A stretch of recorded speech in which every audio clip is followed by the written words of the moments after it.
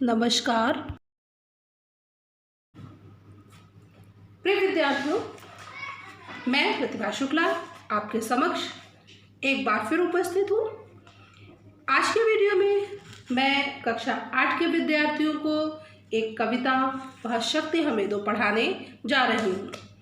विद्यार्थियों, इस कविता को मुरारी लाल शर्मा बाल बंधु द्वारा लिखा गया है। कविता को पढ़ाने से पहले मैं आपको कवि श्री मुरारी लाल शर्मा जी के विषय में संक्षिप्त जानकारी करा दूं।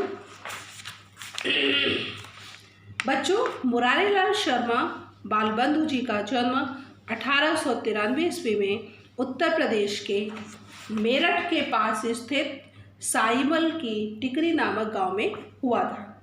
इन्होंने कई रचनाएं लिखी, जिनमें से कुछ प्रमुख रचनाओं के नाम इस प्रकार हैं: साहसी बच्चे, होनहार बिरवे, गोदी भरे लाल, ज्ञान गंगा, कोकिला आदि।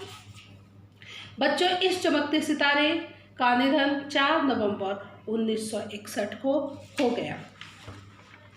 अब मैं आपको श्री मुरारी लाल शर्मा द्वारा लिखित वह शक्ति हमें दो कविता के विषय में विस्तृत जानकारी प्रदान करने जा रही हूँ। विद्यार्थियों, इस कविता में कवि ने बच्चों को ईश्वर की प्रार्थना के लिए प्रेरित किया है और उन्होंने बच्चों में देशभक्ति की भावना का संचार करने का भी प्रयास किया है। यह कविता पाठ्यपुस्तक सुबोध भारती से के पाठ वह शक्ति हमें दो से उद्धृत है। इसके लेखक श्री मुरारी लाल शर्मा जी।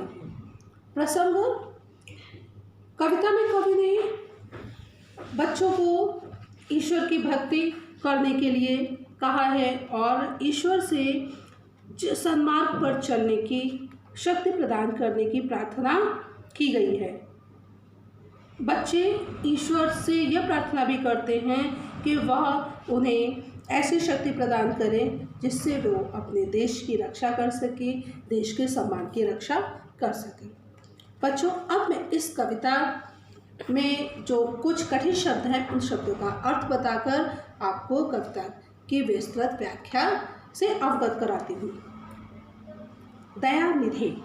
दयानिधि शब्द का अर्थ है दया की निधि अर्थात परमपिता परमात्मा।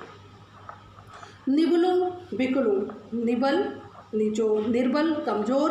संताप, संताप का अर्थ है कष्ट। दम, छल, छल का अर्थ होता है धोखा। दंभ, दंभ का अर्थ होता है घमंड। द्वेष, द्वेष का अर्थ होता है ईर्ष्या या जलन। पाखंड, पाखंड शब्द का अर्थ होता है आडंबर या दिखावा। शुचि, शुचि शब्द का अर्थ है पवित्र।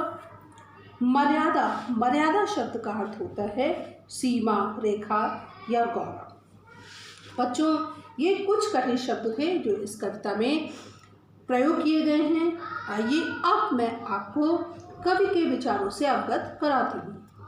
वह शक्ति हमें दो दयानिधि, कर्तव्य मार्ग पर डट जावे, पर सेवा पर उपकार में हम जग जीवन सफल बना जावे।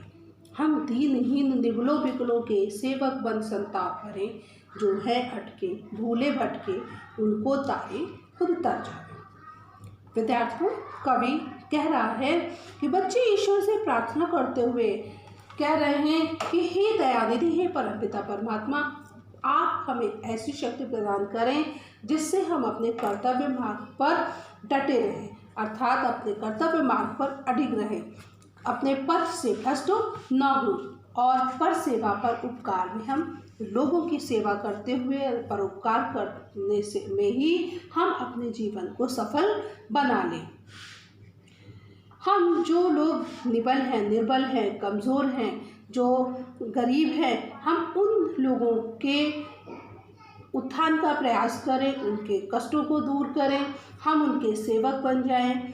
और जो व्यक्ति रास्ता अपना भूल गए हैं, पथ से भ्रष्ट हो गए हैं या जो अपना मार्ग पूरा करने में समर्थ नहीं हैं। हम उनकी सहायता करके, हम उनको उनका मार्ग दिखाकर, उनकी मंजिल तक पहुंचाकर हम खुद तर जावे, अर्थात हमें खुद अपना हम कल्याण कर लें, हम भी इस संसार सागर से पार हो जाएं।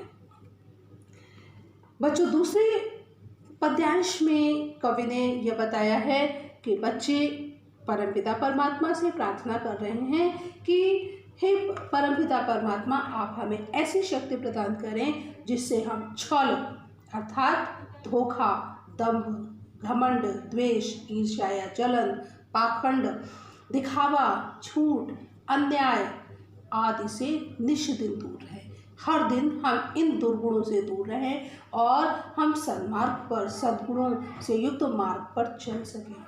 जीवन को शुद्ध सरल अपना, शुचि प्रेम सुधारस बरसावे, और हमारा जीवन शुद्ध हो, सरल हो, दिखावे से दूर हो, जिसमें दुर्गुणों के लिए कोई भी स्थान ना हो।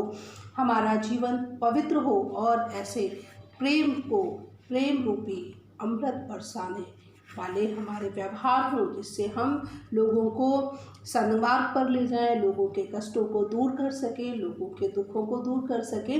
हमारा जीवन, हे प्रभु, इस प्रकार का कल्याणकारी होना चाहिए, क्योंकि सभी के कल्याण में ही मेरा भी कल्याण है। निज आन बान मर्यादा का प्रभु ध्यान रहे, अभिमान रहे, जिस देश जाति में जन्म लिया बलिदान उसी पर हो जाए। बच्चों, इन पंक्तियों में कवि ने हमें अपने देश से प्यार करने के लिए भी प्रेरणा प्रदान की है, और कवि ने बताया है कि बच्चे ईश्वर से प्रार्थना करते हुए कहते हैं कि हे प्रभु, आप उन्हें ऐसी शक्ति प्रदान करें कि जिससे उन्हें अपने आन बान अर्थात अपने सम्मान का, मान मर्यादा का हमेशा ध्यान रहे। वो अपने देश पर, अपने व्यक्तित्व पर अभिमान कर सके, अपने देश पर, अपने समाज पर अभिमान कर सके, और जिस देश में, जिस जाति में उन्होंने जन्म लिया है, उस पर वो उसके कल्याण के लिए अपने सर्वस्व न्यौछावर कर सके, अपने जीवन को बलिदान कर सके। तो बच्चों, इस कविता में कवि ने हमें बहुत ही अमूल्य विचारों से अवगत कराया है। कवि ने हमें ये उन कर्तव्यों के विषय में बताया है जो विद्यार्थी जीवन के लिए अत्यंत आवश्यक है, क्योंकि एक विद्यार्थी ही विद्यार्थी जीवन ही बच्चों के व्यक्तित्व का वह स्वर्णिम अवसर होता है जिसमें उसके व्यक्तित्व का बहुत ही सटीक निर्माण होता है और जो देश का भावी नागरिक बनता है। बचपन में अगर बच्चे में देशभक्ति, सद्गुणों का विकास हो जाता है तो उसका जीवन निश्चित ही सफल होता है और वह अपने जीवन में सफलता प्राप्त करता है और एक उत्तम व्यक्तित्व का धनी व्यक्ति बन जाता है। बच्चों, इन पंक्तियों के साथ मैं अपनी वाणी को विराम देती हूँ। धन्यवाद।